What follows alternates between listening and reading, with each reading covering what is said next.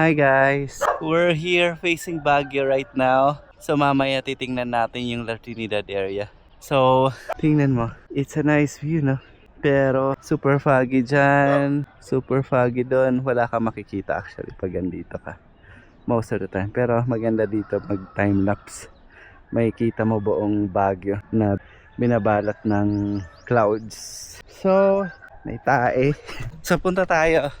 Ilang lakad lang, makikita mo naman yung La Trinidad area na usual na dinadaanan ko. So, ngayon hindi siya foggy. Nakikita mo, it's yun. That's La Trinidad. That's Mount Yangbo. May Valleywood doon. I don't know saan pa yung iba. So, actually, pwede silang puntahan. In fact, yung mga classmate ko pumunta ng Mount Yangbo. I think Wednesday or Monday. Basta mga kanan. Nag-Mount Yangbo sila. Hindi ako nakapunta kasi tulog ako. I'm planning siguro next week kasi free ako. So, mangyayari, I'll try to create content. Pero, unahin ko muna yung pa-picture. Then, pag-submit ng mga forms, parang wala na akong problema. Actually, things needed to be taken seriously. Siguro by the end of, or hindi pa by the end of the month, within this month. Kasi mangyayari, parang ilang months na lang. And, you know, ilang months na lang before graduation. Parang sobrang lungkot actually. Parang nagsisimula pa lang ako mag-take ng nursing. Tapos mag-end na ulit. So parang nakakasad lang. Ngayon, maglalakad tayo. I'm actually almost late na kasi parang mangyayari is 5:30 bumangon ako. 5:30 tapos sabi ko 5 minutes pa 5 minutes until 5:45. Wala na ako nagawa. But anyway, sinadya ko talagang malate kasi INP namin ngayon. And usually 7:30 ang start. And some starts at 8 a.m. So okay lang din na parang buzzer beater ka ngayon.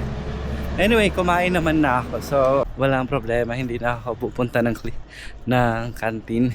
Gagawin ko na lang, diretso na ako sa classroom. Every Saturday, parang hindi pila ang jeep. And hindi rin masyadong traffic. So, pag pumunta ka ng school, parang diretso na. Sasakay lang din, diretso na. From our place, going to the city, parang mga 10 to 15 lang talaga. Except lang siguro something happened in the road. Huwag naman sana. Magkaka-traffic. Malamig yan. Tingnan, I don't know if nakikita nyo. May smoke sana sa mouth or sa nose pag nag-breathe. I don't know if na-emphasize.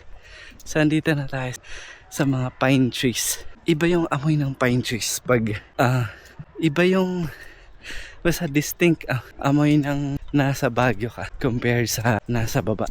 Parang fresh. Tapos pag sinusunog mo yung pine trees, iba. Parang siya amoy simbahan.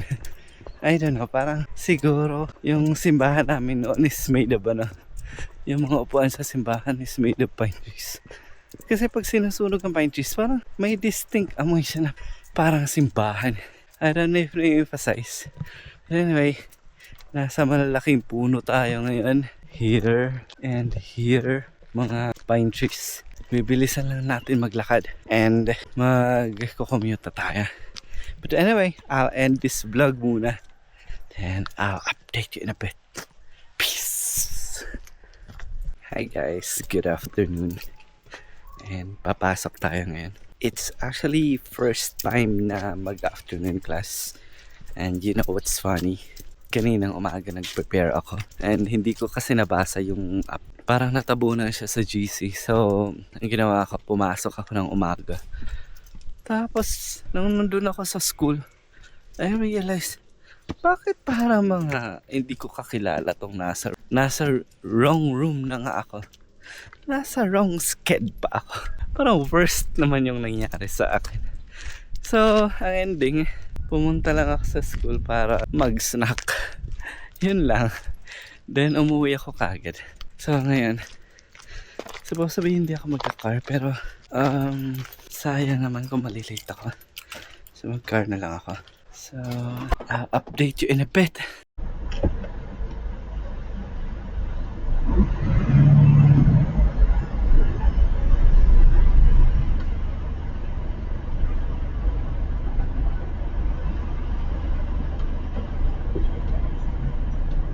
Thank you.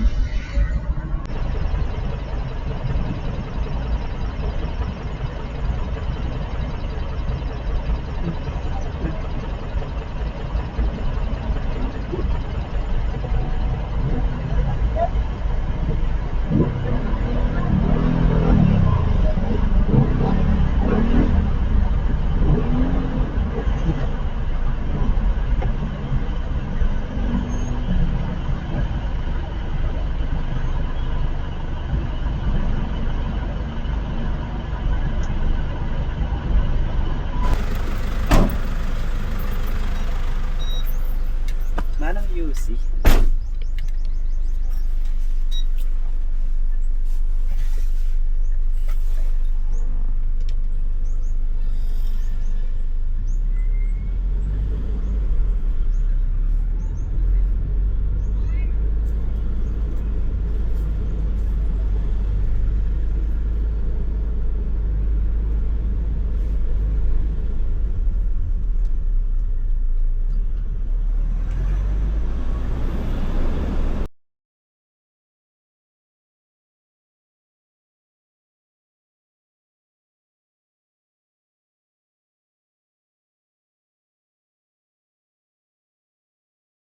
Hi guys, nandito tayo ngayon sa SM.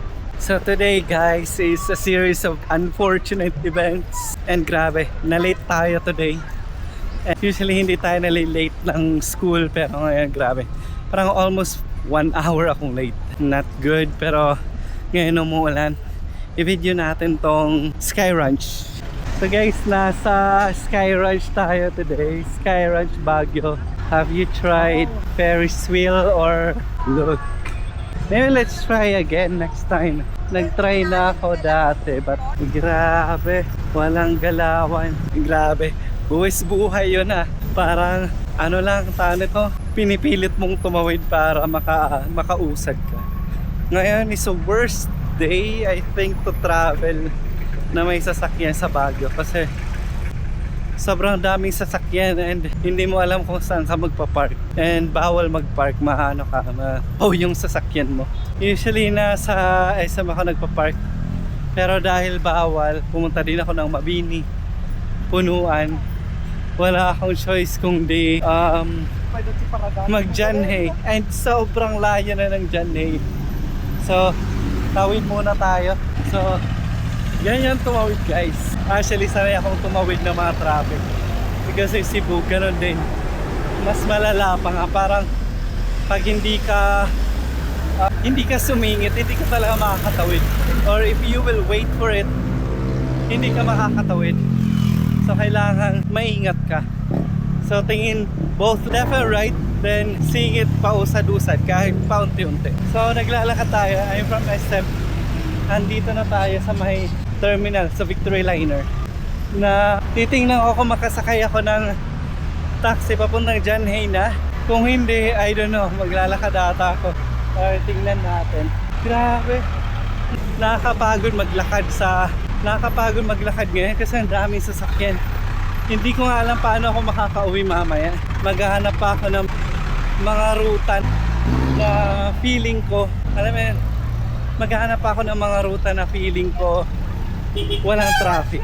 Kasi pag magkaroon ng traffic, matatagalan tayo makauwi. And I'm seeing a lot of bottleneck area. So hindi ko alam if makakalusot tayo. But hopefully makalusot tayo. Nandito tayo sa Victory Liner. Parang walang nakakalusot na taxi.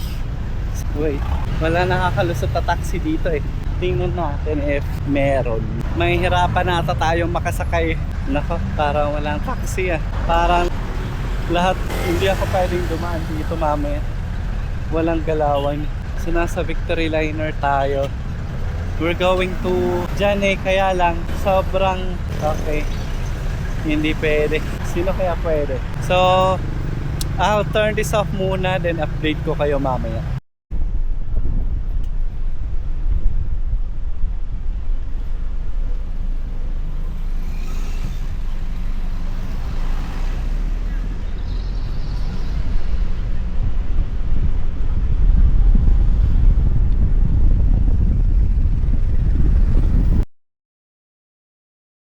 Hi guys, kararating lang natin ngayon. Grabe! Kasi grabe ang traffic sa Baguio and it's sickening to see na hindi ka umuusad. Sobra. Sana matapos na yung session in Bloom na ka-traffic at the same time. Sobrang ding maraming tao sa Baguio. And sobrang daming sasakyan. So, parang stress na stress ako. Stress yung itsura ko. But anyway, I'm glad I'm safe and walang bangga and anything. So, kakain muna ako. Then, I'll go ahead and do my schoolworks. Thanks!